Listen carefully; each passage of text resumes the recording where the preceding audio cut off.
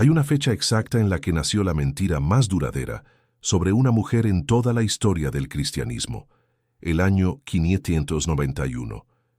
Ese año, en Roma, el Papa Gregorio Magno pronunció una homilía que iba a definir, durante casi 1400 años, cómo el mundo entero iba a recordar a María Magdalena. En esa homilía Gregorio tomó 3 mujeres distintas que aparecen en los Evangelios, cada una con su propia historia, y decidió que en realidad eran una sola persona. La mujer pecadora anónima del capítulo 7 de Lucas, que unge los pies de Jesús con lágrimas y perfume. María de Betania, la hermana de Marta y Lázaro, que unge sus pies en el capítulo 12 de Juan. Y María Magdalena, mencionada en Lucas capítulo 8, como una mujer de la que habían salido 7 demonios. Gregorio las fusionó en un solo personaje. Interpretó los 7 demonios como los 7 pecados capitales, y con eso construyó la imagen que todos conocemos: la prostituta arrepentida que Jesús redime. El texto de los Evangelios nunca dice eso. Ninguno de los 3 pasajes que Gregorio combinó identifica a esas 3 mujeres como la misma persona. Es una decisión editorial de un solo hombre, tomada 560 años después de la muerte de Jesús, que se convirtió en enseñanza oficial de la Iglesia Católica y que tardó casi 14 siglos en corregirse. La corrección llegó recién en 1969, cuando el Papa Pablo VI, en la reforma del calendario litúrgico romano, separó formalmente a las 3 mujeres y retiró la identificación de María Magdalena como pecadora arrepentida. 1378 años entre el error y la corrección oficial. Y esa corrección, como vamos a ver a lo largo de este video, tampoco llegó demasiado lejos fuera de los documentos eclesiásticos.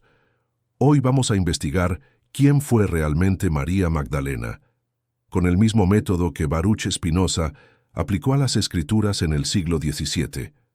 Leer los textos como documentos históricos, sin el filtro de 1400 años de tradición acumulada encima. Y quiero ser honesto contigo desde el primer minuto, porque este canal no fabrica atribuciones cómodas. Spinoza nunca escribió sobre María Magdalena de manera específica. Lo que sí nos dejó es un método completo para examinar cómo se construyen las narrativas religiosas y a quién benefician. Y es exactamente ese método el que vamos a aplicar hoy a este caso concreto. Antes de llegar a la mentira de Gregorio, conviene mirar lo que los 4 evangelios dicen realmente sobre ella, porque es sorprendentemente poco parecido a la imagen que la mayoría de nosotros heredamos. María Magdalena aparece nombrada más veces en los evangelios que la mayoría de los apóstoles varones, incluyendo varios de los 12. Según el Evangelio de Lucas, capítulo 8, versículos 1 a 3, ella era una de varias mujeres que acompañaban a Jesús y a los 12 en su predicación itinerante, y que sostenían ese ministerio con sus propios recursos. No una seguidora ocasional, una de las personas que financiaba con su propio dinero la misión de Jesús. Cuando llega el momento más peligroso de toda la historia, la crucifixión, los evangelios son notablemente consistentes en un detalle incómodo que rara vez se menciona desde el púlpito. La mayoría de los apóstoles varones huyó. María Magdalena no. Los 4 evangelios la sitúan junto a la cruz, o cerca de ella, en el momento de mayor riesgo, cuando ser identificado como seguidor de un condenado por el Imperio Romano podía costarte la vida. Y los 4 evangelios, sin excepción, coinciden en que fue ella o parte de un grupo de mujeres liderado por ella quien llegó primero a la tumba vacía la mañana de la resurrección.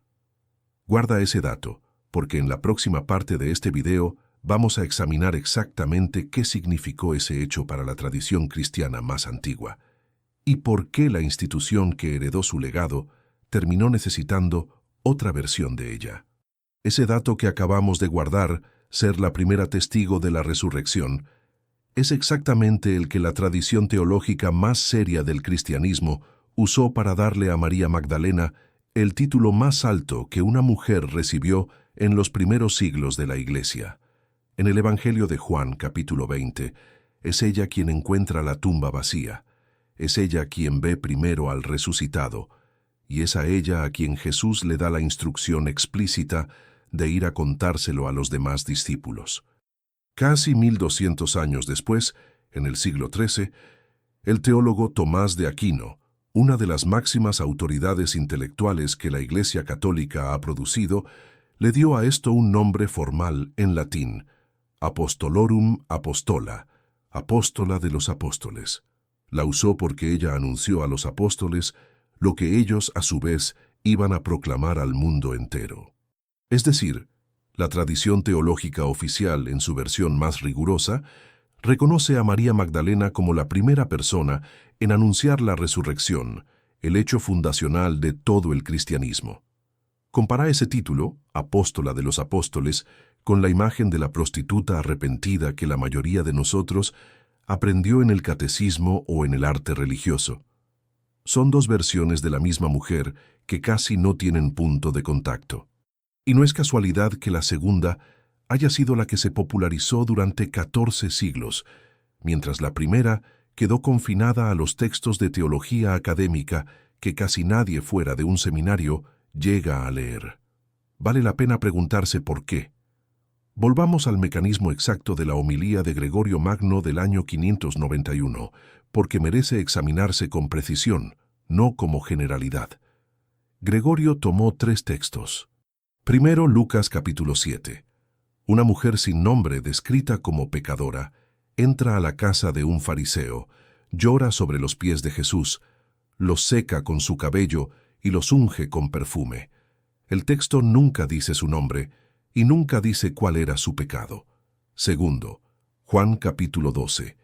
María de Betania, hermana de Marta y de Lázaro, unge los pies de Jesús con un perfume costoso antes de la última cena. Este es un texto completamente distinto, con una mujer identificada, de una familia conocida, sin ninguna mención de pecado. Tercero, Lucas capítulo 8, versículo 2. María, llamada Magdalena, de la que habían salido 7 demonios.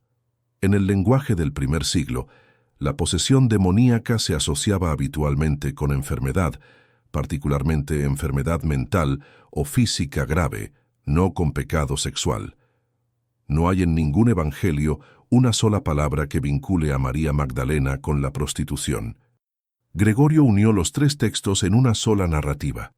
La pecadora anónima de Lucas 7 era María Magdalena, y los 7 demonios eran, en su interpretación, los 7 pecados capitales que ella había cometido antes de su conversión.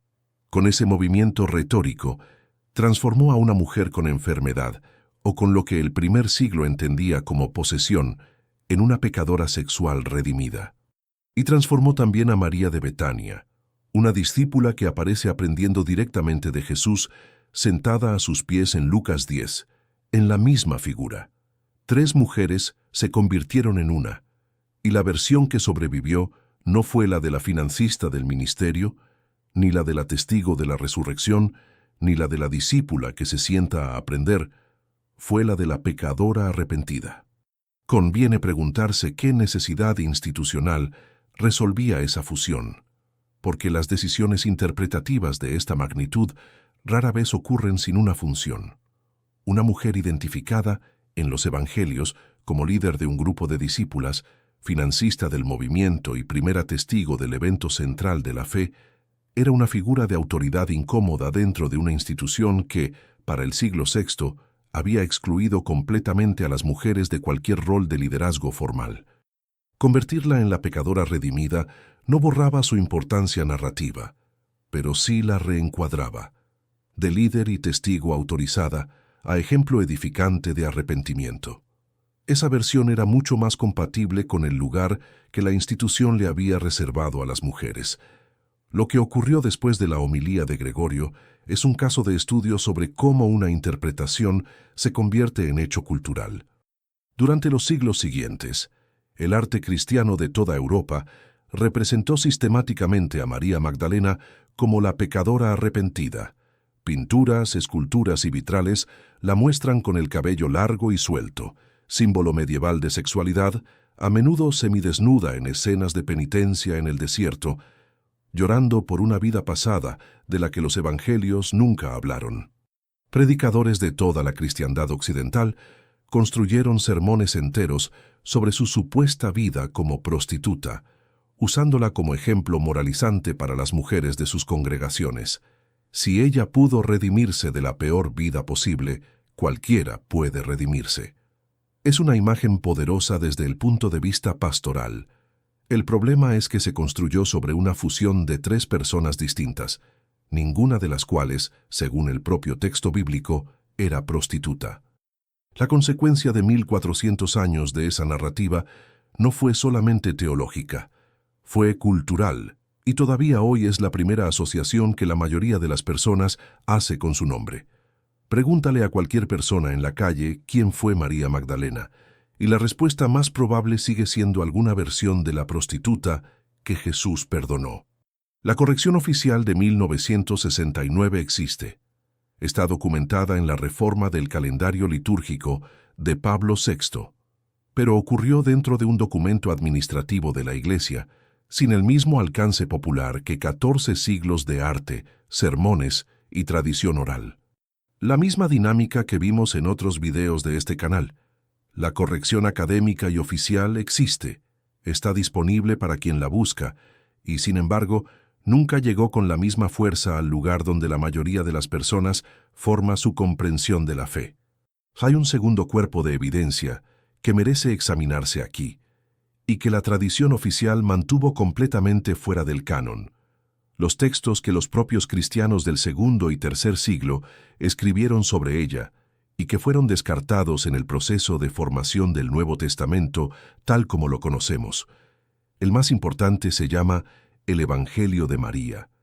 Es un texto en copto de origen griego que forma parte del llamado Códex de Berlín, comprado en el Cairo en 1896 por el investigador alemán Karl Reinhardt, pero que por circunstancias históricas, incluyendo 2 guerras mundiales, no se publicó hasta 1955. En ese texto, escrito probablemente en el siglo II, María Magdalena aparece como una discípula que recibió de Jesús enseñanzas privadas que los demás no recibieron, y como la persona que consuela y guía a los demás discípulos después de la muerte de Jesús, cuando ellos tienen miedo de salir a predicar. El texto también describe algo notable, una confrontación directa donde el apóstol Pedro cuestiona por qué Jesús le habría hablado a ella en privado en lugar de a los discípulos varones, y otro discípulo, Leví, sale en su defensa. Ese conflicto textual, Pedro desafiando la autoridad espiritual de María, es exactamente el tipo de tensión histórica que un investigador riguroso no puede pasar por alto, porque revela algo real sobre las luchas internas del cristianismo más temprano.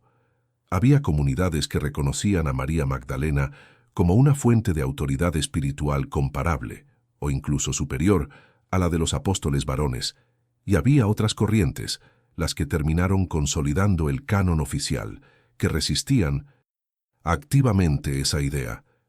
El Evangelio de María no entró en el Nuevo Testamento. Los 4 evangelios que sí entraron, sin embargo, no pudieron borrar el hecho más incómodo de todos, que ella fue la primera testigo de la resurrección, y eso quedó escrito, sin ambigüedad, en el texto que la propia Iglesia declaró sagrado. Ahora llegamos al punto que probablemente te trajo a este video, y quiero tratarlo con el mismo rigor que el resto de esta investigación, porque es exactamente donde la especulación popular suele reemplazar a la evidencia real. En 1945, en la localidad egipcia de Nag Hammadi, un grupo de campesinos encontró una vasija de cerámica enterrada que contenía 13 códices con más de 50 textos cristianos y gnósticos, ocultados probablemente en el siglo IV, cuando esos escritos empezaron a ser condenados como heréticos por la Iglesia que se estaba consolidando. Entre esos textos está el Evangelio de Felipe, un escrito del siglo III que contiene el pasaje que generó, décadas más tarde, toda la especulación sobre un supuesto matrimonio entre Jesús y María Magdalena. El pasaje describe a María Magdalena como koinonos de Jesús, una palabra griega que el texto copto tomó prestada directamente, y que se traduce habitualmente como compañera o asociada. El mismo pasaje dice que Jesús la amaba más que a los demás discípulos y que solía besarla con frecuencia. Hasta aquí, el texto es real, está documentado y cualquier persona puede consultarlo. Pero hay un detalle físico que casi nunca se menciona cuando se cita este pasaje de manera sensacionalista. El manuscrito tiene un agujero exactamente en el lugar donde debería decir dónde la besaba. La palabra que completaría esa frase, ya sea la boca, la frente o la mano, se perdió físicamente con el papiro. No podemos leerla porque no existe. Y sobre la palabra koinonos, la honestidad exige decir lo siguiente. Los especialistas en gnosticismo y en copto no están de acuerdo en que implique necesariamente una relación matrimonial o sexual. En el contexto de los textos gnósticos del siglo II y III, koinonos se usaba también para describir una asociación espiritual, un vínculo de transmisión de conocimiento entre un maestro y su discípula más avanzada. El beso, en varias tradiciones gnósticas documentadas, formaba parte de rituales de iniciación entendidos como transmisión de sabiduría, no como gesto romántico. Ninguna de las dos lecturas puede probarse de manera concluyente con el texto que tenemos, precisamente porque el fragmento decisivo falta. Lo que sí puede afirmarse con solidez histórica es esto. El Evangelio de Felipe fue escrito como mínimo 150 años después de la muerte de Jesús, por una comunidad gnóstica con su propia teología simbólica, muy alejada en el tiempo de los testigos originales. No es un documento contemporáneo de los hechos que narra, de la misma manera que los 4 evangelios canónicos tampoco lo son, aunque estos últimos son considerablemente más tempranos. Afirmar, a partir de este único pasaje dañado, que Jesús y María Magdalena estuvieron casados, como hizo popular la ficción de las últimas décadas, es exactamente el mismo tipo de construcción narrativa sin base textual sólida que Gregorio Magno hizo en el año 591 al convertirla en prostituta. Una institución la redujo a pecadora sin pruebas. La cultura popular moderna la convirtió en esposa secreta, también sin pruebas suficientes.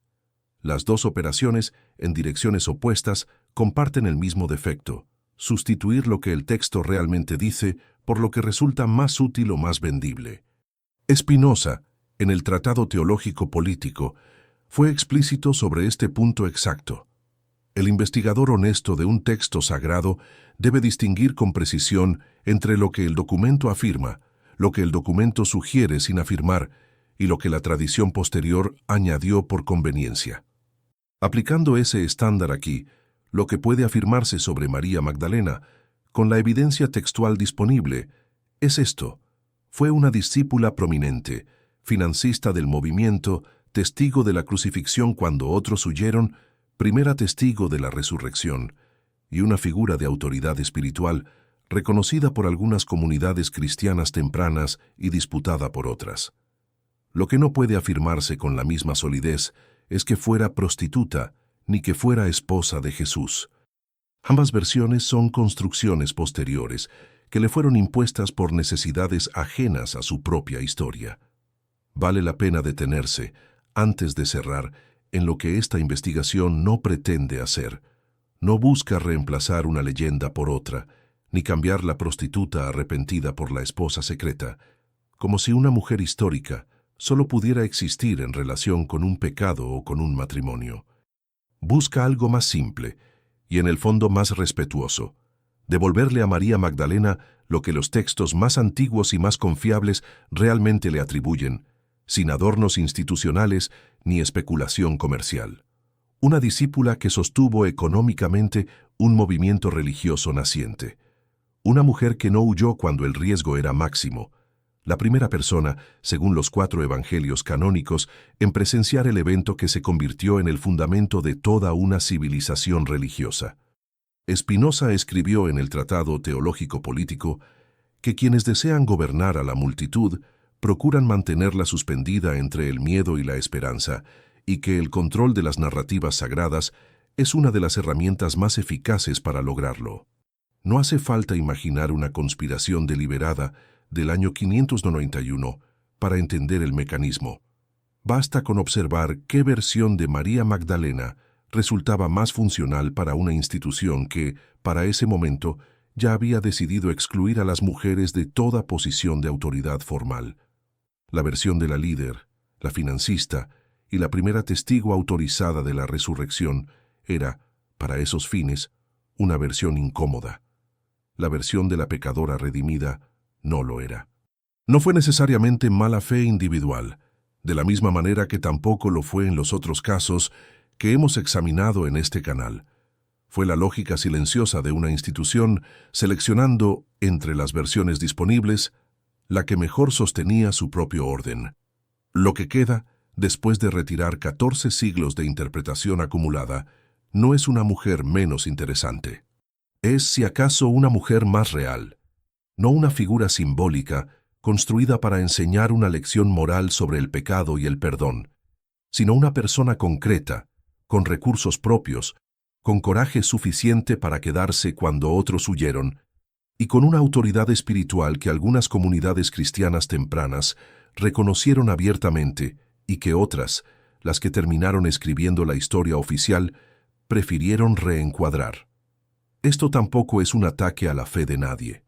Millones de personas encuentran en la devoción a María Magdalena, incluso en su versión tradicional de pecadora redimida, un símbolo genuino de esperanza y transformación, y esa experiencia personal sigue siendo válida independientemente del origen histórico de la imagen.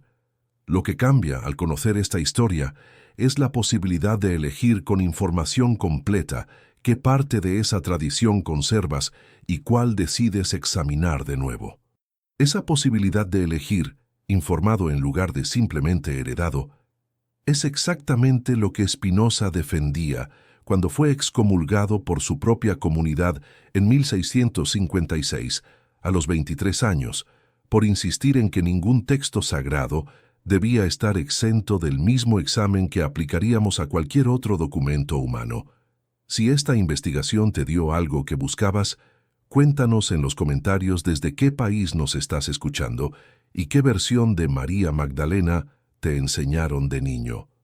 Dale like a este video y suscríbete al canal si todavía no lo has hecho, porque cada semana seguimos trayendo la filosofía y la historia que otros prefieren que aceptes sin preguntar.